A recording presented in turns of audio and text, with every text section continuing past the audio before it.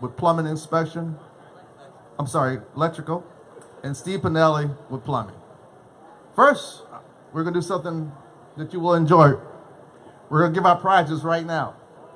Thank you for attending. So we're going to give out 5 prizes in a raffle right now.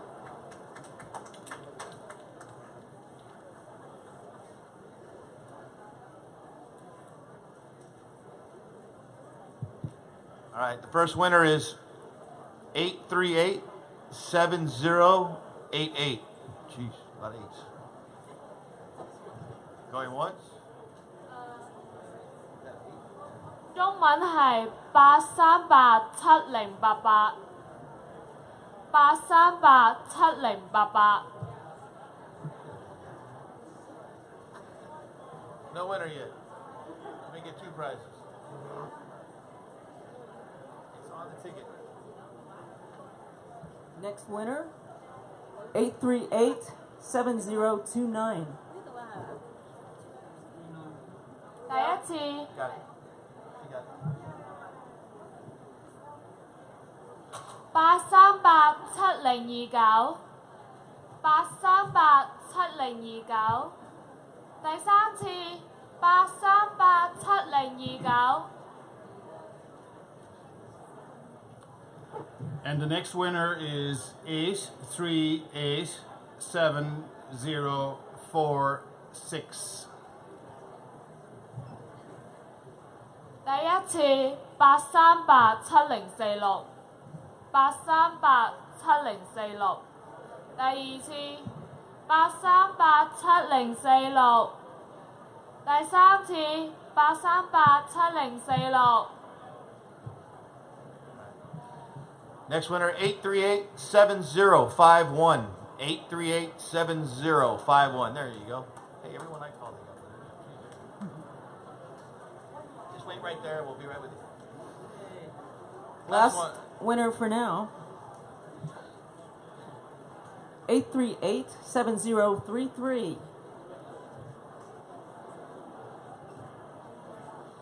8387033。第二次8387033。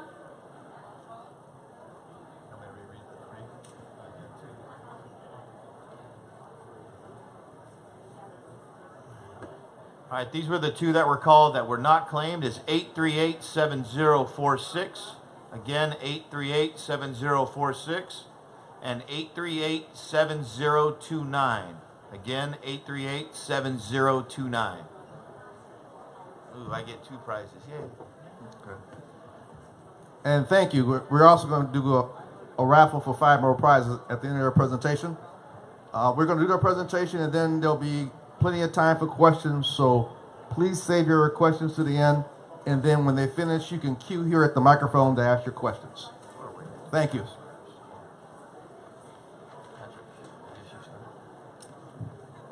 Good morning, everybody. My name is Patrick O'Riordan. I'm a Chief Building Inspector at DBI.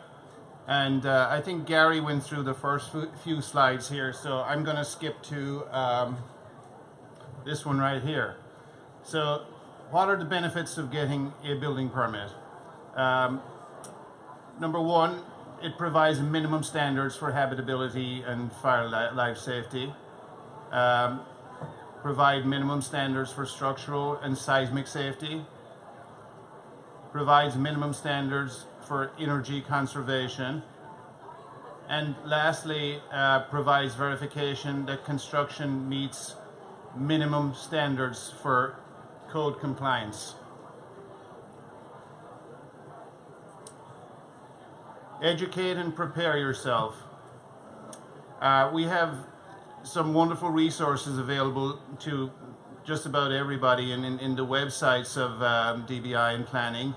As you can see, the building website, the DBI website is sfdbi.org, and the planning website, if you need to visit the planning website, is sf-planning.org, and you have the phone number for planning there also.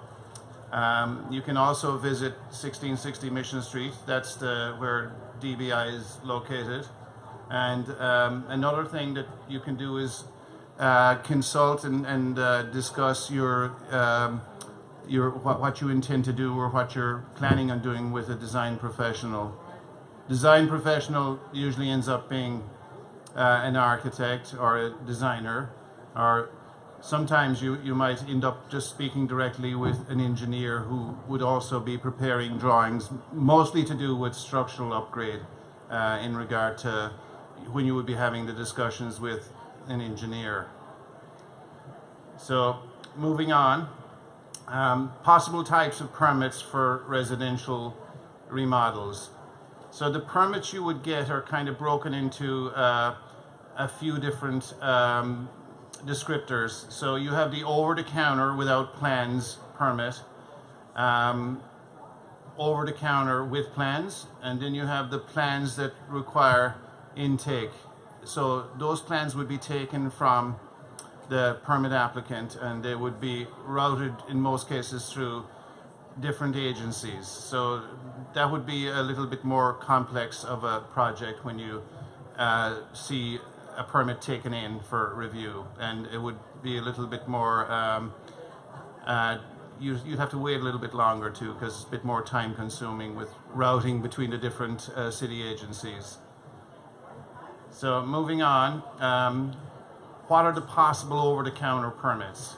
So your typical over-the-counter permits are things like window replacement in kind, and in kind is something we get asked about on a regular basis. What is in kind?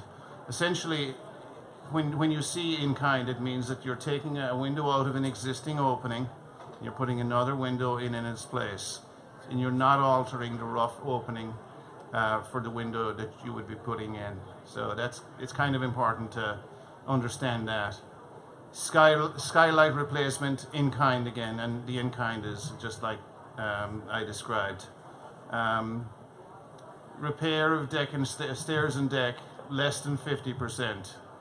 So that wouldn't require plans so long as it's less than 50% of the structure. So if you think about a deck and a stairs, and you may have some dry rot issues or failing portions of the structure, then so long as you're not replacing more than 50% of it, you won't need plans. You can just go down to DBI, fill out the permit application, and usually you're out of there with your permit the same day, within a couple of hours in most cases.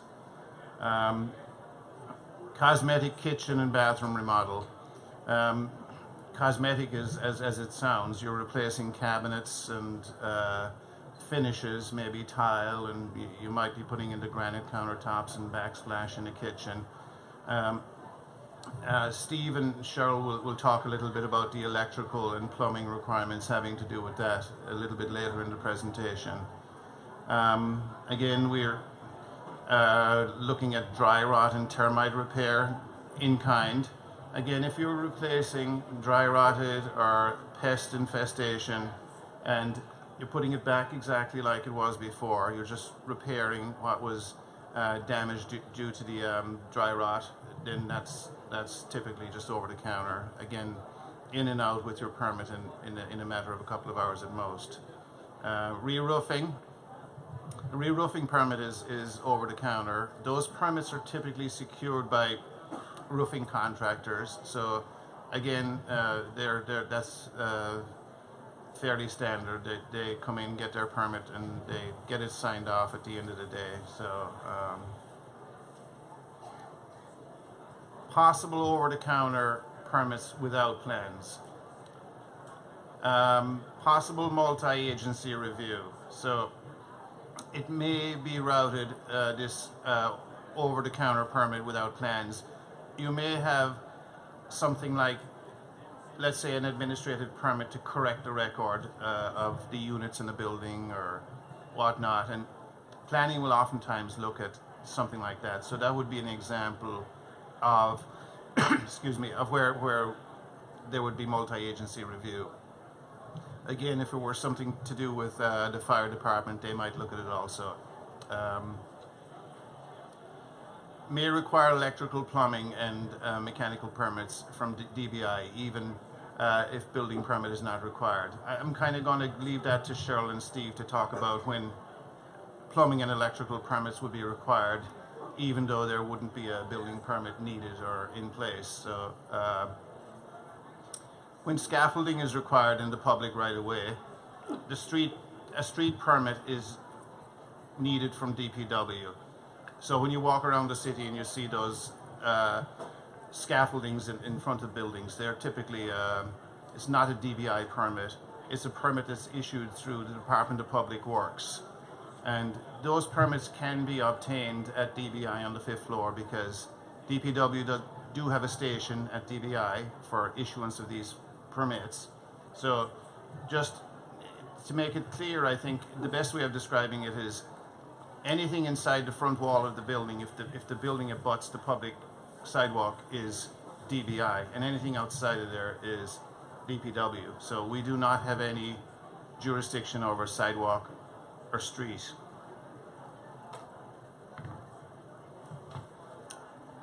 Types of over-the-counter permits with plans. So typically plans are required when you have structural work, and that would include structural work pertaining to kitchen and bathroom models. In other words, everybody likes the open floor plan. They want to get rid of walls. So you have this wall you want to get rid of between the kitchen and the living area. So the first determination that needs to be made is the wall structural? And if the wall is structural, then plans, because if you're taking out a structural wall, then you need to put a beam or something else in its place. So that's where plans would be required for kitchen and bathroom modelings in that kind of a scenario. And going back to the 50% rule with the replacement in kind of deck and stairs, you go beyond 50%, generally you have engineering and plans required because you're replacing most of the structure at that point. So that's when we decide that, hey, you know, it's better to have this thing engineered properly now because it's mostly going to be rebuilt.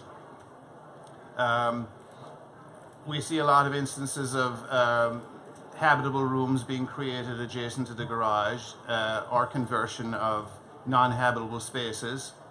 Again, that's obviously that's a situation where you would have plans and somebody preparing the plans, and those plans would be issued along with the permit.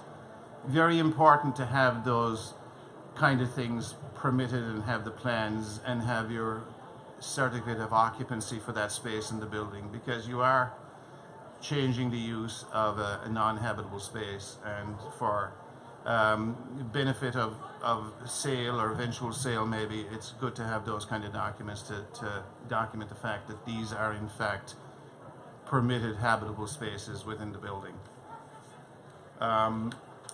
Foundation repair and upgrades. Obviously, if you're putting in a new foundation, you want to have engineering and you want to make sure that the foundation is engineered and you have plans to document that engineering in such a way that it's adequate to support the building, or, you know, if you're maybe adding to the building, you'll have that new foundation too.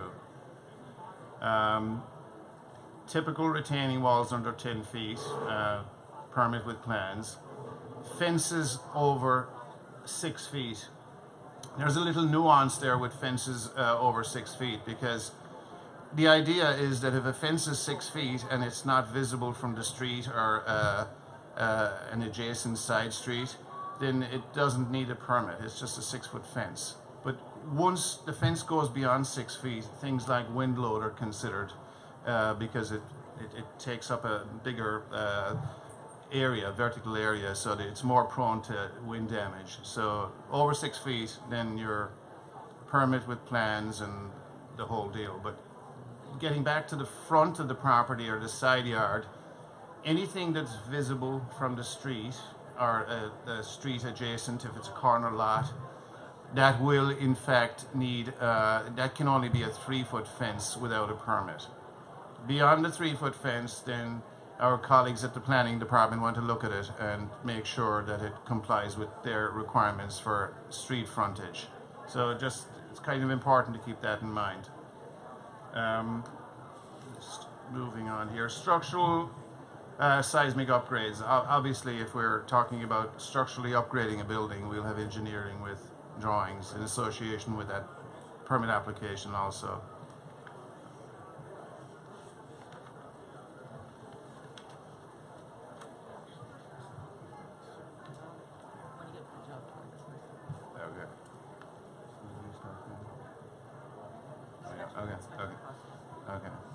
Plans requiring intake review. Again, these are the permits that I mentioned that will have multi-agency review.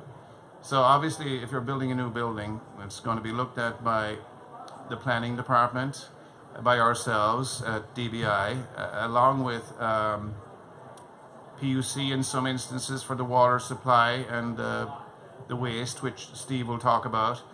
And additionally, we will have DPW on board because there will be some kind of street use permit associated with that.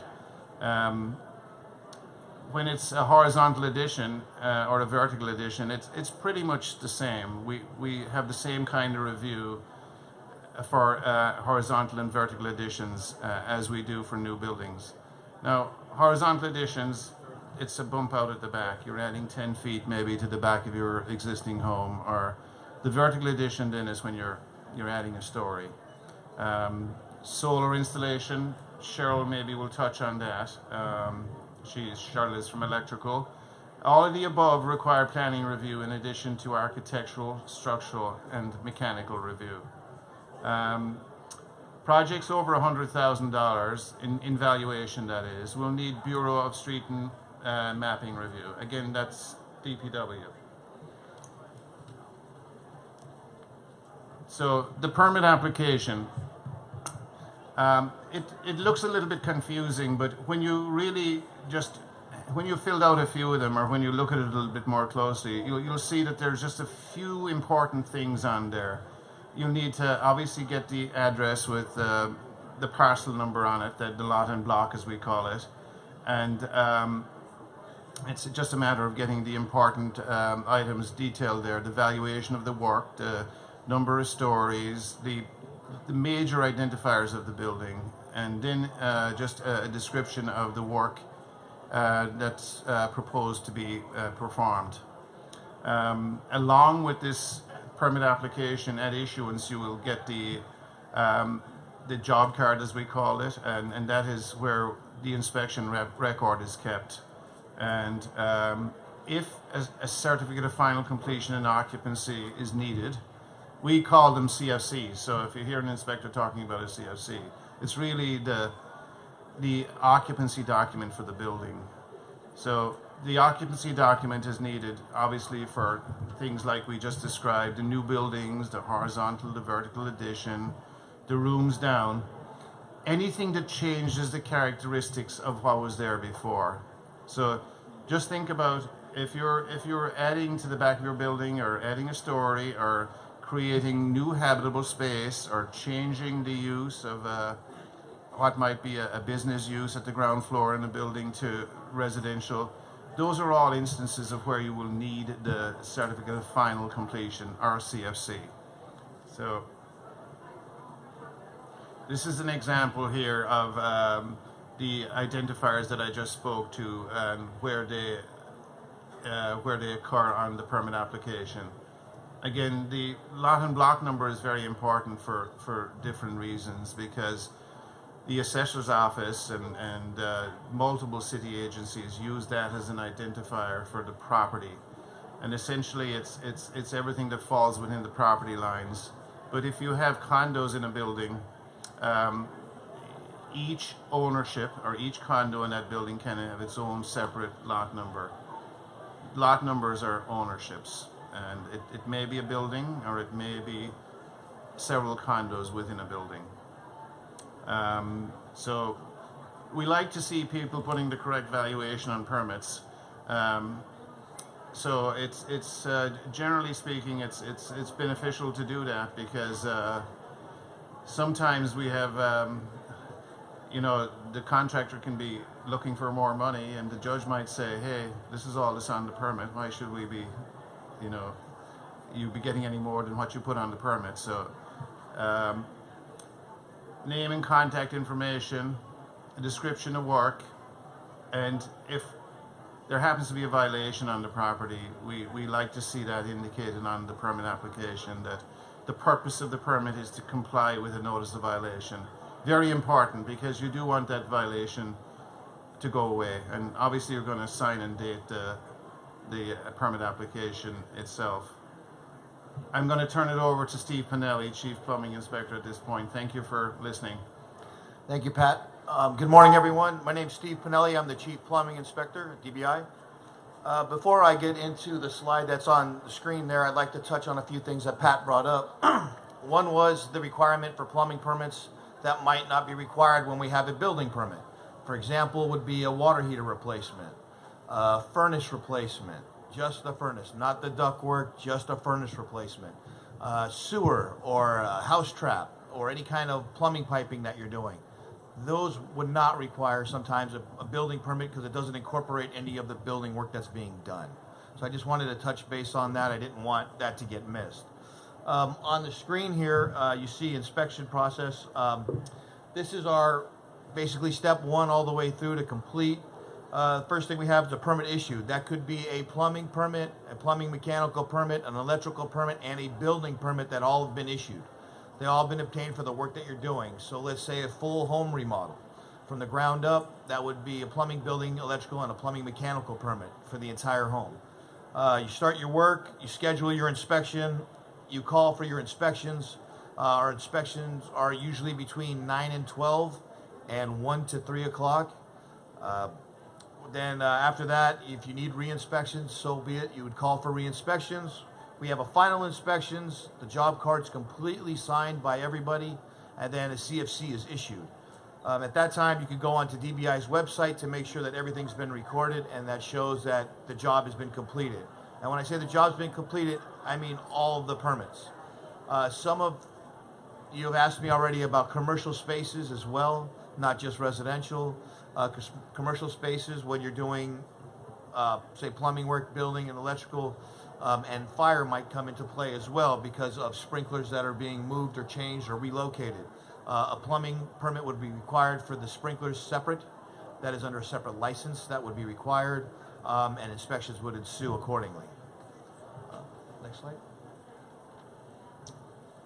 Basically, what I just went over is on this next slide. This is the phone number for inspection services, 415-558-6570. You call that number anytime you want. The actual easiest way to do the scheduling is online. You can see what's available as long as you have your permit number and your scheduling. Usually that's done by your contractor unless you have a homeowner's permit. Again, touching on that, a homeowner's permit would be something that you would have to actually come down to DBI to obtain. You have to be the owner, you have to show proof that you are the owner, and that is a single family home. A condo is not considered a single family occupancy. There's multiple condos in a building. We do not give homeowners permits out for single family occupancies in a condo. We tried to get out to a 48-hour response. Unfortunately, you know, the city's not that busy right now, so it's easy. That's a joke. We're a little bit behind because of everything that's going on. You can just walk outside here, look to your right, look to your left. You will see skyscrapers everywhere going up left and right. And because of that, we are, I will say at least my division is a little behind because we are doing a lot of calls. We are averaging about 200 and something calls a day, if not more, just my division. And I know that building's doing more and electrical's doing more as well.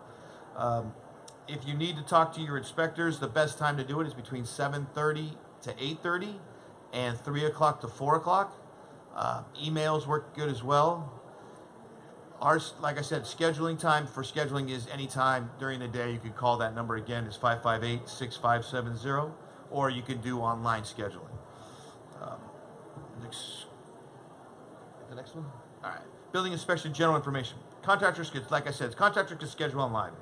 To speak to inspectors, 7:30 to 8:30 or 3 to 4. That's every day. Also, if you're unable to get in contact with your inspector, please feel free to reach out to his supervisor, his senior inspector. Get in contact with them. Sometimes they are backlogged or they are on special assignments or special projects, and they can be pulled in different divisions or different districts, and they're unable to get in contact with you. So get in contact with their supervisor is not a bad thing. If you like to narrow down your inspection window, if you called for an inspection, and let's say it's going to be in the AM, usually 9 to 11 or 10 to 12 is usually going to be your inspection window. Sometimes they try to get you within an hour window if you call and speak with the inspector beforehand.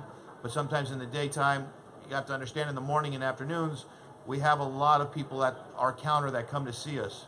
So getting them in that hour, it might not happen. You might call them, leave a message, go, oh, when's my inspection this morning? I always give the best thing I can tell you is 9 to 11 and 10 to 12. If they tell you it's in the morning, I plan to be there at 9 o'clock. That's probably the best advice I can give you. Let's see. Right here. So inspection, foundation, steel, underpinning, and shoring. Coordinated by your agent or your contractor. They're usually going to be the ones that call, contact, and make that appointment.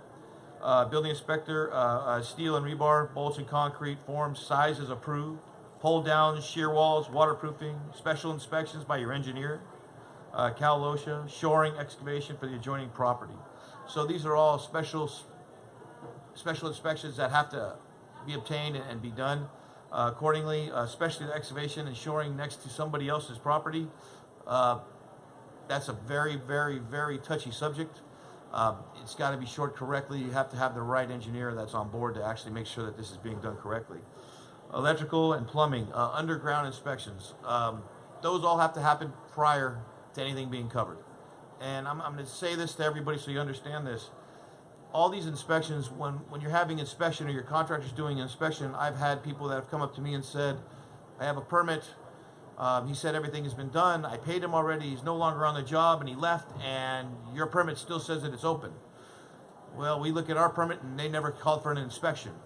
And what they did is they covered everything up. They completed the whole job. You think everything's great, and then you find out they never called for inspection.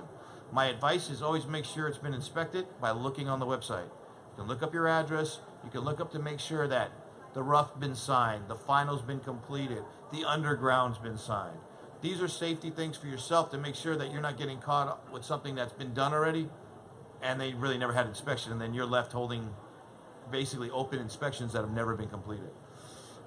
One important thing is 811. PG&E has asked me to speak about this with 811. This is a call before you dig. This is any digging excavation that you do. 811, you have to call and make sure that they mark everything accordingly to where your piping is, gas lines, electrical services, or anything else. And now I'll return this over to Cheryl. Good morning. I'm Senior Electrical Inspector Cheryl Rose. Thanks, Steve. A lot of really good information right there. I'm going to talk about your job card. The job card is issued at the time that you pay for a building permit. So when you get your building permit, you get your job card. Please note that this is not an electrical permit and it's not a plumbing permit. If there's electrical work to be done on your job and plumbing work to be done on your job, you need separate permits for each one. In San Francisco, we have the 3 divisions, and each division requires a permit for the work to be done. So that's very important. A lot of times people get a building permit and they start work and they think it's all covered. But electrical work requires its own electrical permit, and plumbing work requires its own plumbing permit. The owner of the residential remodel and the contractor, if they have the job card, needs to keep the job card on site through the remodel process, and also keep it for your own records. This is your inspection record. On the next slide, you'll see what the inspection record actually looks like. It's divided up into sections. You have a section for foundation, a section for underground work that's not in your foundation. Then you go on to framing, cover inspections, rough inspections, special inspections, and then final inspections. There's an order to which you get your inspections. You would get a plumbing inspection and an electrical inspection always before you get your building inspection. Basically, you get your rough approvals from plumbing, electrical. You also get rough approvals from building. There may be more than one rough inspection for each trade. In the end, the building inspector will give you the okay to cover once all your rough inspections are completed and approved. This is similar for the final inspections. The final inspections are signed off by plumbing, building, and any other, sometimes the fire department, health department, depends on your job. Mostly, not every field is signed off for most jobs, especially residential remodel. You won't be signing off the majority of these. So next slide. So to talk more about your cover inspection, prior to building cover-up for your rough framing and building systems, have your plumbing and waste and supply inspected by the plumbing inspector. You get your electrical rough inspection for any wiring, and mechanical as well. I think that's a dual jurisdiction oftentimes with building and plumbing. Next slide. Then we go on to final inspections. The top 6 here: plumbing, electrical, mechanical, DPW, BUF, special inspections. You have all of those inspected before you have your final building inspection. Generally speaking, they want us to finish our inspections first because they can't final you until we've approved and finalized off your project. And then you'll have your building inspection and your CFC if that's required for your project. Next slide.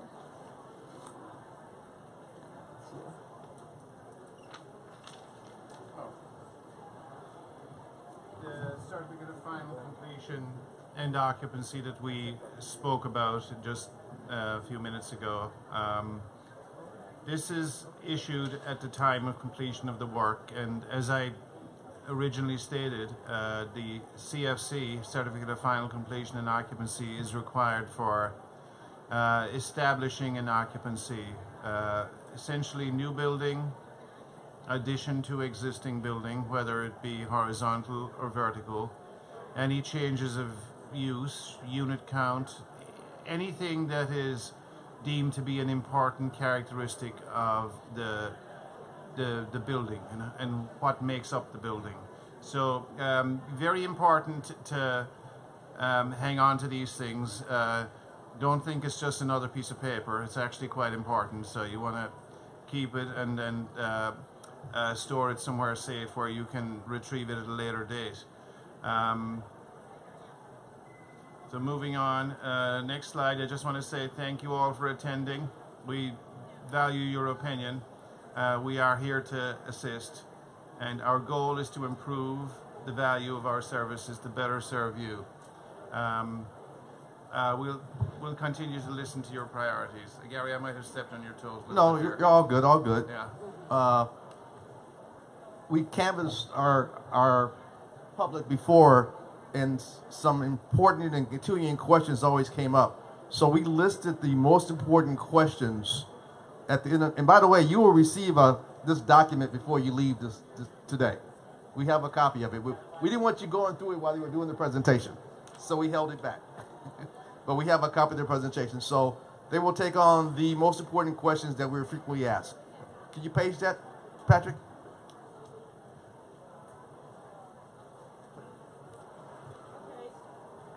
So the first three are electrical in nature. So is an electrical permit needed if I'm upgrading my foundation?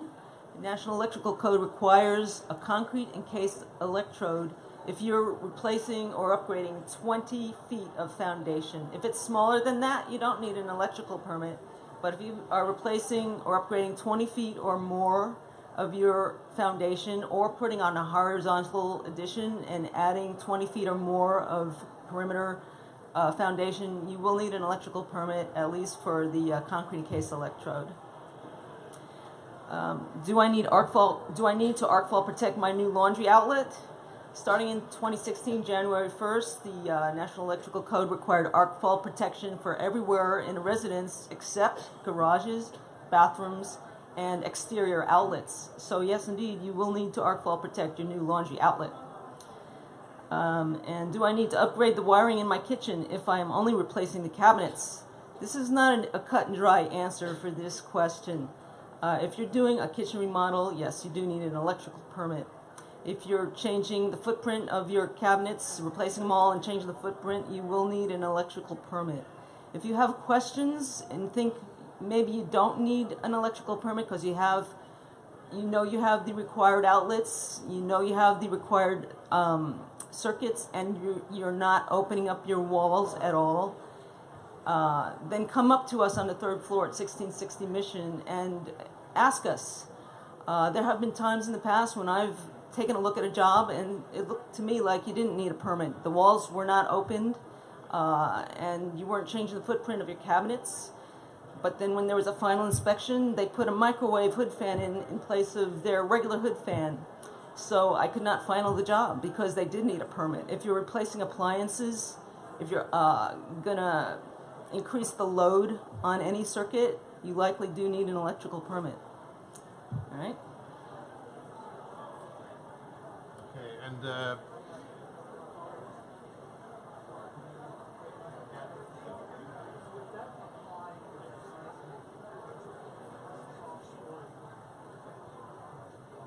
Okay, the questions come up about seismic retrofitting and needing an electrical permit for that.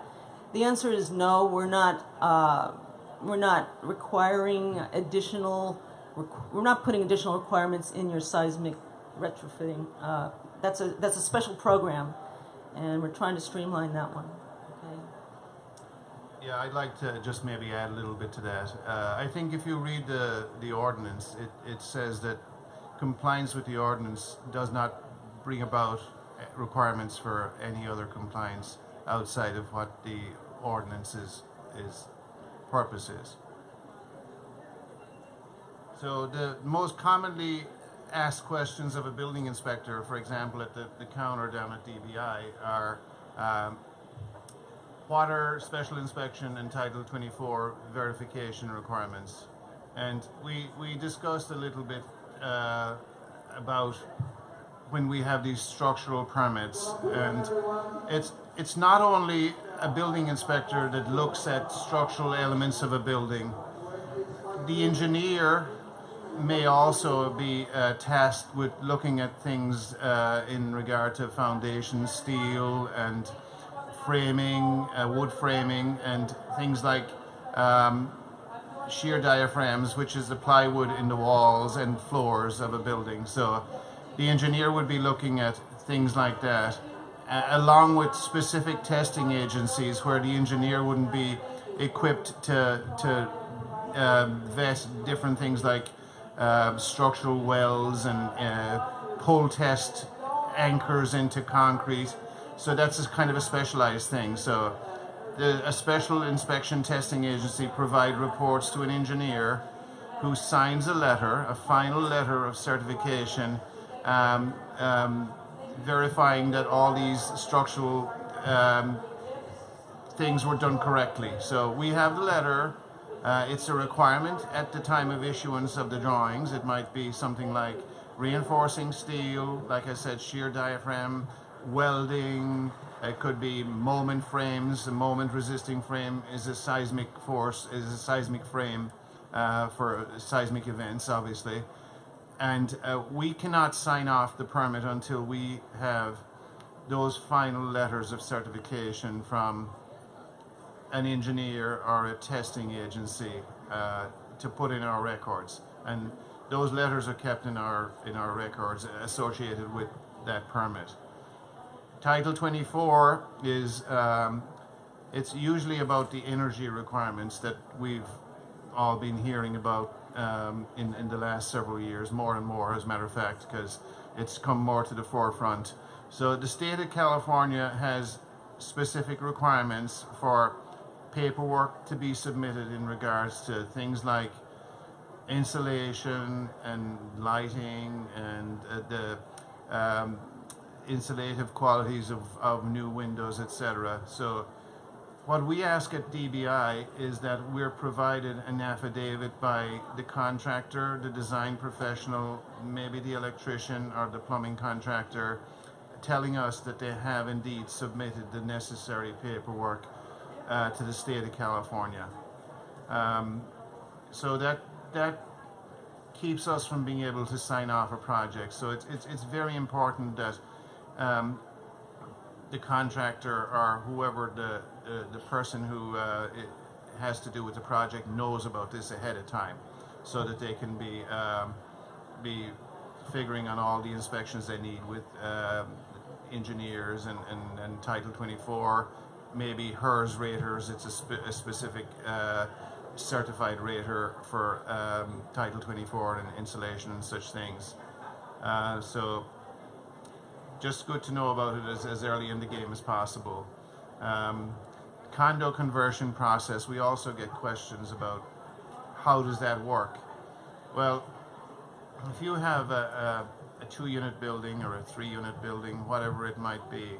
And sometimes you'll see that there's a tenant in common arrangement where there's a legal document drafted and there's maybe let's say three owners. But eventually, if you want to go all the way through to having 3 separate ownerships with the 3 separate lot numbers that we discussed earlier, you go through what we call the condo conversion process. It's not DBI. It's a DPW process.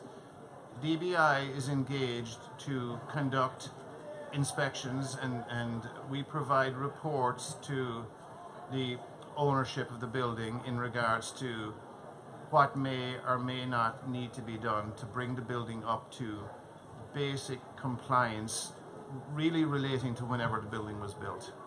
We're not going to go out there and say, you got to update this 100-year-old building to make it like a building you would be building today. That's not the intent.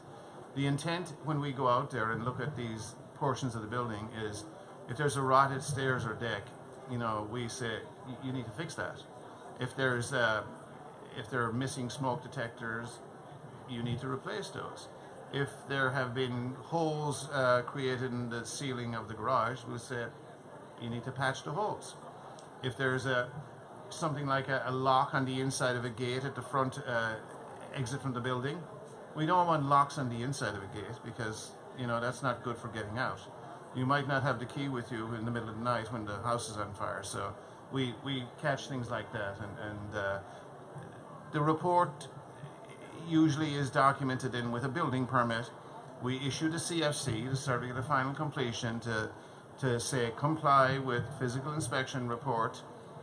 Whoever the permit applicant is generally then takes that CFC, that Certificate of Occupancy, showing compliance with our inspections, to DPW.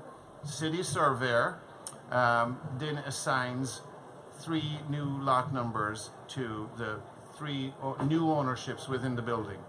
So that's kind of how it works. DBI is just engaged for our services in the inspection, so you can have a piece of paper to take to DPW to facilitate the change in the ownership, showing 3 new owners in place of what was 1. Another question we get quite a bit is, when is planning approval needed?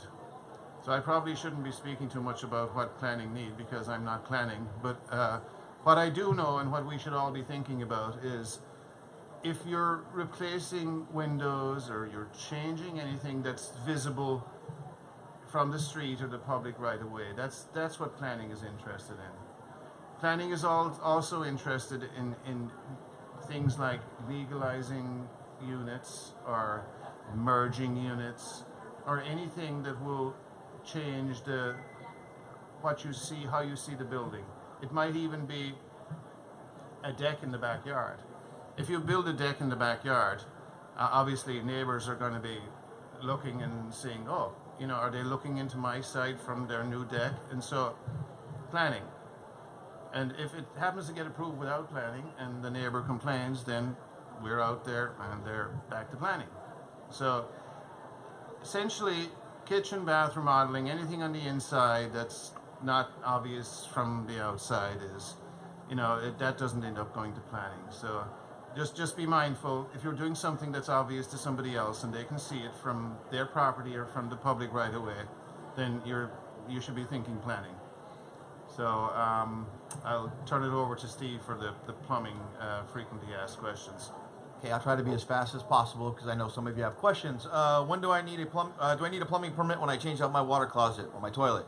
The short answer is no. As long as we're going from a high flow toilet, like a 3.5 gallon toilet, to a 1.28 toilet, would not be required.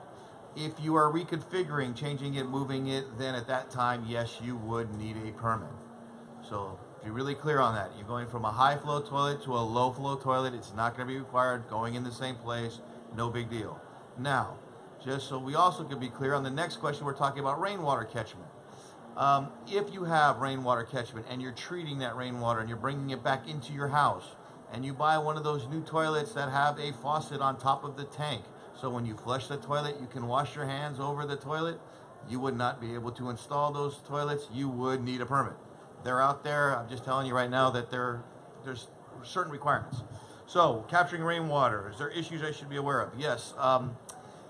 Here in San Francisco, we have a combined system. Our rainwater ties into our sanitary system. Therefore, if you are taking apart your rainwater system and you're taking it into a rain barrel, we are going to look for where your overflow is going to go, where it's going to dump to, how it's going to be captured.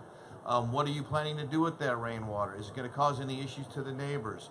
Do you have drainage to capture that extra water that would flow over? If not, is it going to affect your neighbors and cause a nuisance? Then at that time, we would say something has to be installed in order to stop that water from going to our neighboring properties or out in the sidewalk or down the street or whatever. So we're trying to make sure that if your rainwater that you're capturing on your roof stays in your property and doesn't affect anybody else. Because here in San Francisco, we do have a few hills, and if you happen to be on a hill, water's going to go down the hill and start to cause problems, considering that it used to be captured before. So you might want to come down to our office on the 3rd floor at 1660 Mission Street. Come speak to one of us at the counter, have a little drawing explaining what you're doing, and we'll make sure that everything's all right. If you replace your water heater, do you need a permit? And if so, can I obtain one as a homeowner? The easy question is yes. As a single family home, replacing your water heater, you can come down, apply for a water heater permit, do the installation yourself, call us out for inspection, we'll come out and do the inspection. Again, if it is a 2 apartments, set of flats, and you come down for a homeowner's permit, you're going to be denied. Only for single family homes, because it's only affecting you, because if you don't know how to put it in, you don't have hot water. Your tenants, we want to make sure that somebody professionally is installing it, wouldn't affect your tenants. That's why we don't allow that. So those are the quick and easy answers. Gary? Great. Thank you very much. Really appreciate that. We're going to entertain a couple of questions, but 2 things. As I said, we have the copy of the presentation right there at the booth where you registered, so you can take it on the way out. And second of all, we have a DBI booth right on the other side. These gentlemen will be there for the rest of the afternoon. If you have a specific question that is pretty detailed, we invite you to catch them at that time so they can answer your question in a thorough fashion. So we'll take 2 or 3 questions because we have the opportunity to go over there too. Please.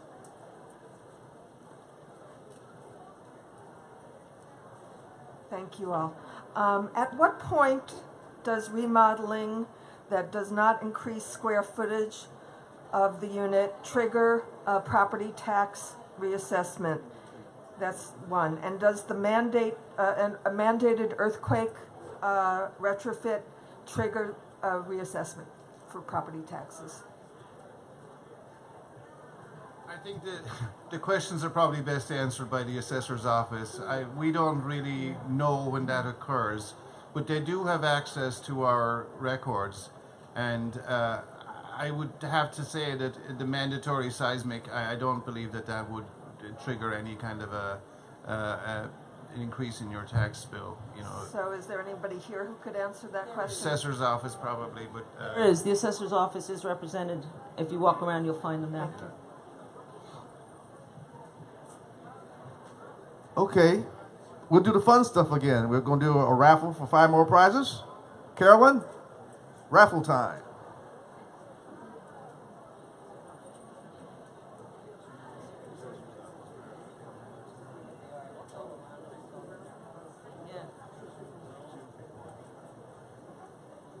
All right, the first number is 838-7054. 第一次8387054，第二次8387054，第三次8387054。 The second one is 838-7048. 838-7048.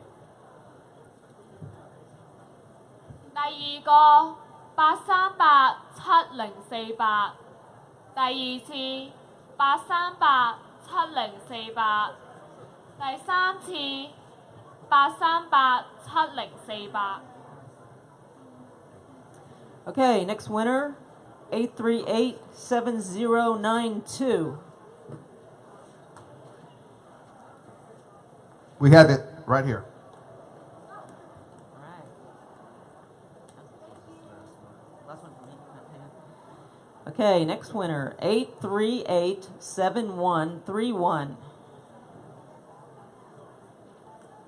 我哋第四個8387131，838。Great. And the last one, Patrick? I think I have the last ticket. I hope Okay. we have another prize remaining. 8387123.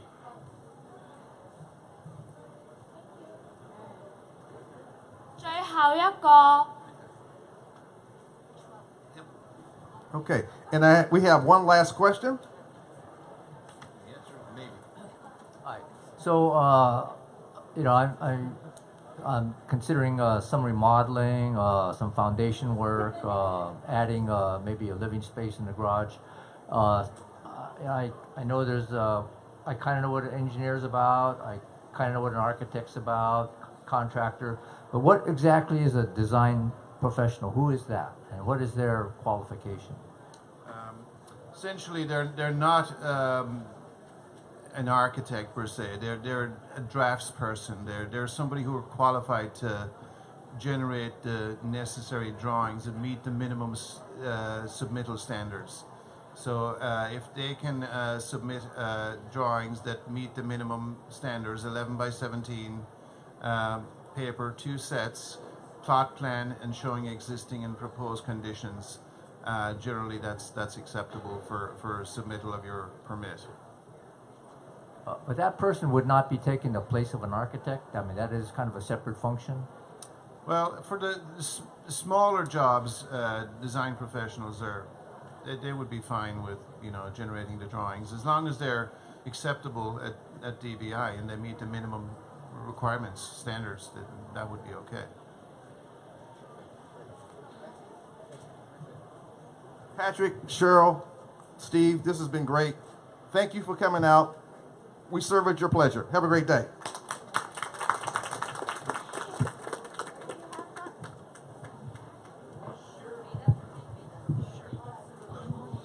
And if you're not registered for the next workshop at 12:30, please see the workshop sign in. You'll get a new raffle ticket for the drawing at 12:30.